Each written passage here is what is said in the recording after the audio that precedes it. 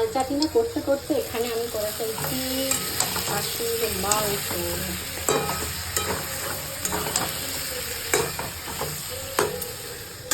তো চলো ঝটফট করে টমেটোর ঝাল চাটনিটা করে ফেলি। তো তেলটা এখানে গরম হয়েছে মোটামুটি।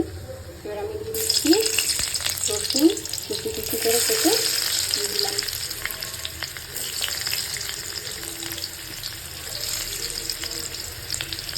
এটাকে মোটামুটি নাড়াচাড়া করে নেব, হালকা যেন পুড়ে না যায়। গ্যাসটা কমিয়ে দিলাম, কমিয়ে দিয়ে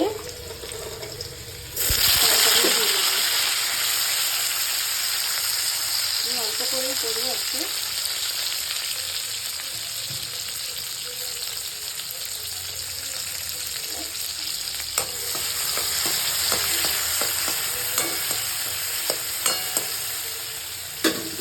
আর এটাকে সেদ্ধ হওয়ার মতো টাইম দিতে হবে। আর এখানে আমি লঙ্কা কুচি করে রেখেছি প্রায় 4-5টা, এগুলো আমি দিয়ে দিলাম।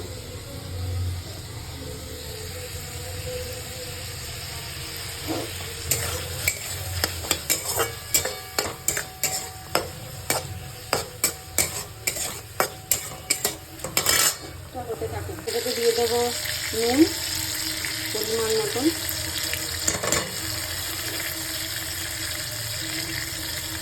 যেহেতু টক ঝাল একটু নুনটা বেশি পরিমাণে দিতে, বেশি নয় খুব বেশি নয়, মোটামুটি পরিমাণ মতো দিলেই ভালো লাগে টক জিনিসে। এটাকে এবার ভালো করে হতে দিতে হবে, গলে যাবে।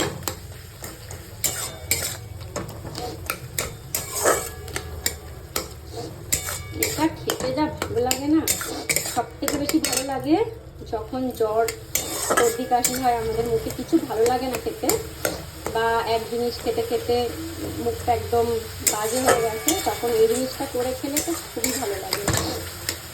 ঝাল ঝাল টক টক, মুখটাও ঠিক হয়ে যায়। এটা আমি আগে পারতাম না, বোন খুব বানায় এটা, বোনের কাছ থেকে শিখেছি। এই দেখো আস্তে আস্তে তেল ছেড়ে আসছে, অসম্ভব সুন্দর একটা টেক্সচার চলে এসছে, অসম্ভব ভালো লাগে এই জিনিসটা আমার খেতে। আর যেমন সর্দি জ্বর কাশি এসব কিছু হয় না, এই জিনিসটা মুখে যেন অমৃত লাগে, আমার খুব ভালো লাগে। দেখো আস্তে আস্তে তেলও ছেড়ে এসেছে আর হয়েও গেছে, দেখতেই কেমন টাম্পটিং লাগছে না। আমি তো একাই এতটা খেতে পারবো, অবশ্যটা আমি একাই খাবো, আর কেউ খাবে না, একটু একটু সবাই খাবে, বা বেশিরভাগটা আমিও খাবো।